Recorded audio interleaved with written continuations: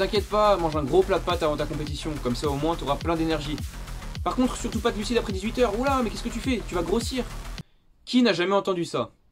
C'est obligatoire que tu aies déjà entendu ces phrases, en tout cas si tu t'intéresses un minimum à ce que tu manges, à ton physique, etc. Mais comme tu le sais, sur cette chaîne YouTube, on n'y va pas de main morte quand il s'agit de démonter des idées reçues sur la nutrition. Ce qui est une raison, je pense, pour que tu t'abonnes à la chaîne. Voilà, maintenant l'autopromo c'est fait, on peut continuer. Les glucides, donc qui va être le thème de cette vidéo et qui va être la deuxième vidéo sur les macronutriments, donc on a commencé avec les lipides, je sais pas si tu te souviens. Et bah c'est un thème super intéressant mais surtout très vaste, il y a plein de trucs à savoir. Et du coup dans cette vidéo je vais essayer d'être très synthétique, donc de réduire un maximum la durée de la vidéo, mais de quand même toucher un peu à tout. Il y aura plein de thèmes, plein de trucs différents dans cette vidéo, on va peut-être passer un petit peu rapidement dessus parfois.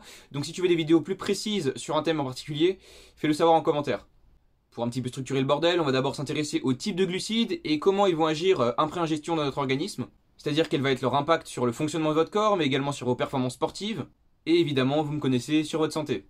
On va ensuite s'intéresser à la manière de les consommer qui vous assurera le meilleur rendement sur tous les aspects qu'on va voir. Et on terminera, pour ceux qui n'ont pas tout compris, avec un petit récap plus général et un peu simplifié pour que tout le monde puisse comprendre. Et sur ce, bah on commence la vidéo. Bon, pour être sûr déjà qu'on parle de la même chose, quand je parle de glucides, je parle de tous les sucres qu'il y a dans notre alimentation et qui vont passer sous forme de glucose après ingestion dans notre sang. Ça englobe tous les sucres lents et rapides, même si je mets des grosses guillemets sur ces termes. Et donc ça englobe aussi bien le sucre dans vos haribots, mais également le riz de votre paella ou encore le lactose, le sucre contenu dans le lait. Bon, on va quand même essayer de poser des mots plus précis sur ces sucres lents et rapides. En fait, ces termes sont plus trop d'actualité, on les utilise plus trop aujourd'hui, mais à l'époque on les utilisait beaucoup puisque en fait il existe deux catégories de glucides, deux familles de glucides en quelque sorte sur le plan moléculaire. Et donc l'expression vient de là. On a d'un côté les glucides simples qu'on pourrait qualifier de rapides, et sont composés notamment du glucose qui est dans notre sang par exemple, mais également du fructose qui est dans les fruits en grande partie, mais également du saccharose qui constitue le sucre de table. Et enfin, cette famille de sucres a une saveur plutôt sucrée, due à la petite taille des molécules. Et comme deuxième catégorie, on a les sucres lents, donc les glucides complexes. Bon, eux, c'est triste, ils n'ont plus de saveur sucrée. Et dans cette famille, on retrouve principalement l'amidon, donc qui est le sucre complexe par excellence, donc une grosse molécule qu'on retrouve notamment dans les pâtes, le riz et tous les féculents. Et maintenant que tout ça est dit, on n'avance pas trop. En fait, le concept de sucre lent et rapide, il est complètement obsolète, même si quand même il a le mérite de simplifier un peu le bordel. En fait, la vitesse d'absorption des sucres et donc du passage des sucres dans le sang ne dépend quasiment pas de leur nature simple ou complexe, voire pas du tout. Et c'est là qu'intervient une nouvelle notion qui est importante à comprendre pour cette vidéo, c'est celle d'indice glycémique. En gros, l'indice glycémique, c'est une note qui va de 0 à 100 et qu'on attribue à chaque aliment pour sa vitesse d'absorption dans le sang du sucre qu'il contient. En fait, plus la note est élevée et plus le sucre dans le sang va augmenter rapidement, plus le sucre des aliments va être vite digéré et vite passé dans le sang. Mais ça, le fait d'avoir du sucre dans le sang et surtout rapidement, ça va engendrer la production d'une hormone par le pancréas qu'on appelle l'insuline. L'insuline, peut-être que vous connaissez si jamais vous connaissez un diabétique dans votre entourage, ou que vous l'êtes vous-même. C'est une hormone qui a pour rôle de faire rentrer le sucre dans les cellules. Mais de manière générale, à part si vous êtes en totale hypoglycémie, mais ça n'existe que chez les diabétiques encore une fois, vos cellules, après manger, n'ont pas besoin d'autant de sucre d'un coup.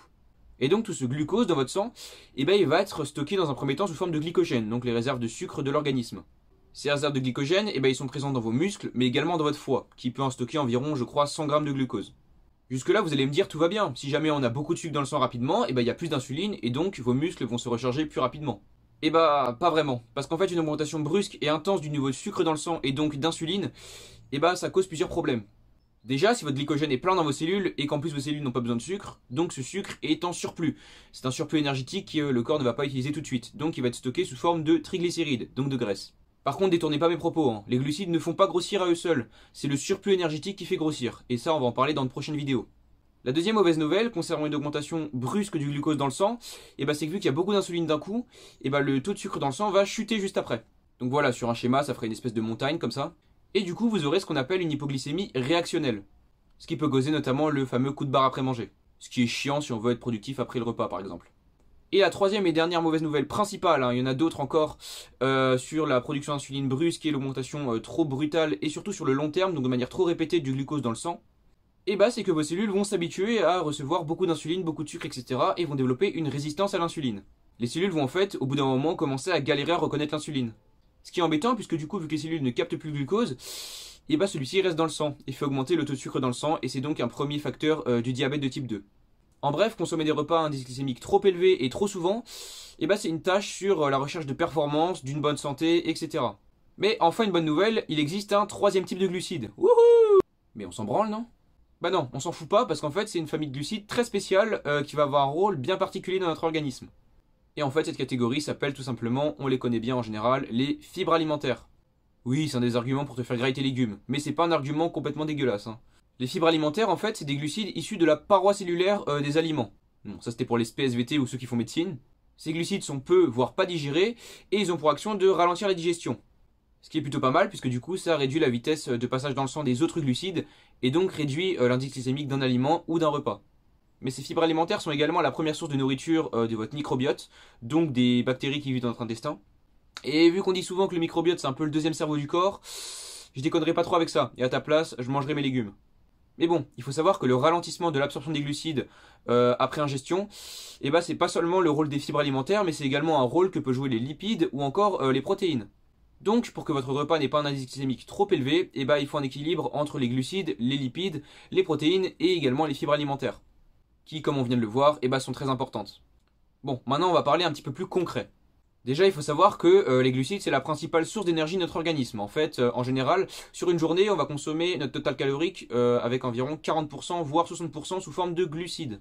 En général, ce pourcentage varie en fonction de l'activité physique de chacun, puisqu'en général, les glucides, c'est également le carburant favorisé par le corps lors d'activités physiques. Cependant, et là ça va vous sembler contradictoire, les glucides, c'est le seul macronutriment qui n'est pas essentiel à la survie du corps. En fait, le corps, pour pouvoir créer son glucose et donc son énergie, il va plutôt utiliser, si jamais il n'a pas de glucides, la dégradation des graisses corporelles, des graisses qu'il a ingérées, mais également des protéines s'il y en a en surplus. Cependant, les glucides restent évidemment la source d'énergie la plus accessible et la plus rapide pour l'organisme.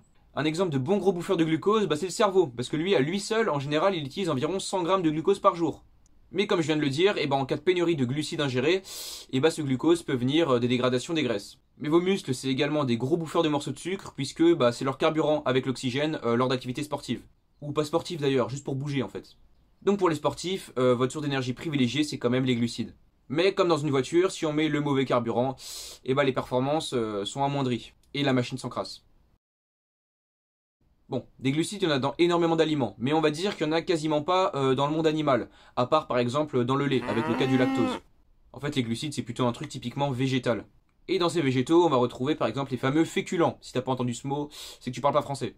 Et dans cette catégorie, on range régulièrement les céréales, donc le blé, le riz, le maïs, etc. Mais également les pommes de terre, et encore pas mal de trucs. Ils sont composés avec beaucoup de sucres complexes, donc d'amidon, mais leur indice glycémique n'a aucun rapport avec ce paramètre-là. L'indice glycémique d'une céréale, par exemple, va surtout dépendre de son niveau de raffinement. Par exemple, la farine blanche aura un indice glycémique plus important que la farine complète, puisqu'elle contiendra moins de fibres et également moins de protéines. Mais l'indice glycémique d'un féculent dépend aussi de son mode de préparation. Un exemple tout con, c'est la pomme de terre, puisqu'elle a un index glycémique d'environ 65 si elle est cuite à l'eau, mais cet index peut monter jusqu'à 95 environ si jamais elle est cuite en friture, par exemple, sous forme de frites. Mais il y a également la nature de l'aliment qui joue un rôle primordial là-dedans, puisque le type d'amidon va pas être le même. Cependant, les féculents, on va trouver également d'autres aliments qui sont souvent délaissés, un petit peu mis sur la touche. Et on y retrouve notamment les légumineuses, donc on va trouver les pois chiches, les lentilles, les haricots rouges et blancs notamment. Et ces légumineuses sont vachement intéressantes puisqu'elles sont blindées de fibres et de protéines. Donc vous vous en doutez, elles ont un indice glycémique très bas. Et en plus, vu qu'elles sont blindées de fibres et de protéines, elles ont plein de vertus intéressantes en plus d'être blindées en micronutriments. Bref, les oubliez pas. Mais comme j'ai dit plus tôt dans la vidéo, si vous consommez un apport équilibré dans vos repas entre glucides, protéines, lipides et fibres, tout ira bien. On retrouve également énormément de glucides dans les fruits, qui eux sont plutôt riches en glucides simples. Ils apportent généralement pas mal de fibres, même si c'est vachement variable d'un fruit à l'autre. Par exemple, la framboise apporte environ 6 grammes de fibres au 100 grammes, alors que on va par exemple prendre l'exemple du raisin qui apporte environ seulement 1 gramme de glucides pour 100 grammes de raisin. Et leur indice glycémique est également très variable en fonction du type de glucides qui les compose, mais également en fonction de leur pactole en fibres et de leur concentration en eau. Ça a également un impact. Mais étant donné qu'ils sont très peu caloriques, qu'ils apportent énormément de micronutriments et que en plus ils se digèrent souvent mieux seuls, mangez vos fruits sans hésitation et sans modération. Enfin, mangez pas non plus 50 pommes par jour, on se détend. On trouve aussi souvent des glucides dans les légumes, mais souvent on dépasse pas les 10 grammes pour 100 grammes, donc c'est pas non plus des quantités folles. Mais par contre, eux, ils apportent énormément de fibres, de vitamines et de minéraux, donc je pense qu'on peut partir sur un petit à volonté, comme au resto chinois. Et maintenant, on passe à la dernière catégorie, la catégorie souvent décriée par tous les nutritionnistes, et ils ont raison, puisqu'on va parler des sucres raffinés, donc des sucres ajoutés. Bah oui, on peut pas passer à côté. On les retrouve dans les gâteaux, les sucreries, les confiseries, mais également dans les plats industriels, même salés. Et si, crois-moi, je pense que dans les plats industriels salés, il y a beaucoup plus de sucre que tu le crois. Et ces sucres raffinés sont évidemment actuellement surconsommés. Tu l'as déjà entendu, je pense, pas mal de fois. Ils apportent un goût sucré que notre cerveau adore, puisque pour lui, c'est signe d'une énergie gratuite et une énergie facilement assimilable. Et en plus, ils sont souvent en grande quantité dans les aliments qui les contiennent. Donc par exemple, dans les bonbons, on va retrouver en général 80 grammes de sucre au 100 grammes, quoi. C'est énorme. Ce qui augmente le niveau d'addiction à l'aliment et donc les quantités consommées. En bref, limitez votre consommation. Il me semble que l'OMS recommande environ 50 grammes de sucre raffiné maximum par jour. Je pense que c'est une bonne limite à ne pas dépasser. Même si bon, n'allez pas peser vos aliments quand vous mangez des bonbons. Vous faites pas chier, il faut juste limiter un peu sa consommation. Bon, maintenant on passe à un petit récapitulatif pour tous ceux qui n'ont pas trop suivi la vidéo ou qui ont skip certains passages parce que ça les faisait chier ou alors qu'ils ont tout simplement pas compris. Et pour être sûr de comprendre le récap, laissez de côté vos idées de sucre lent et sucre rapide. Car en réalité, ces termes cachent un concept beaucoup plus complexe qui est celui d'indice glycémique, qui je le rappelle est une note de 0 à 100 attribuée à chaque aliment ingéré seul, et par rapport à leur capacité à augmenter le niveau de sucre dans le sang. Donc plus la note est élevée, plus elle se rapproche de 100, et plus il y aura des pics de sucre dans le sang après le repas. Ce qui peut engendrer une augmentation de l'insuline et donc sur le long terme des risques de diabète, mais également sur le court terme un coup de barre après manger, mais aussi un risque de stockage des graisses ou encore d'addiction au niveau du cerveau. Mais cette vitesse d'absorption des glucides doit être prise en compte sur l'ensemble d'une prise alimentaire, puisqu'en général, la quantité de protéines, de lipides et de fibres va avoir un impact important sur la vitesse d'absorption des glucides, et donc empêcher les pics de glucose et d'insuline dans le sang dus au repas. Pour revenir rapidement sur le terme de fibre, c'est un type de glucide assez spécial, pas trop digéré de manière générale, et qui permet de ralentir l'absorption des glucides dans le sang, mais également de nourrir votre microbiote, donc de prendre soin de vos intestins. Et enfin, comme vous vous en doutez, les produits raffinés, donc les céréales blanches, mais également les produits sucrés, doivent être consommés avec modération, afin d'éviter les complications qu'on a vues tout au long de la vidéo et que je vous ai énoncées il y a 2 secondes. Et privilégier plutôt pour vos glucides des sources de glucides complexes plutôt complètes, donc des céréales complètes, des pommes de terre avec la peau si possible, avec un mode de préparation qui les transforme pas trop, mais également manger des fruits, des légumes, etc. Bon, voilà, maintenant vous savez le pourquoi du comment consommer des glucides. Vous avez compris que c'est important pour la performance, mais également pour la santé et pour le fonctionnement de notre corps de manière générale. Je pense que vous aurez appris au moins un truc aujourd'hui, vu le nombre de notions sur lesquelles on est passé, et qu'évidemment la qualité des glucides que vous consommez prime sur la quantité ingérée. Sur ce, ciao!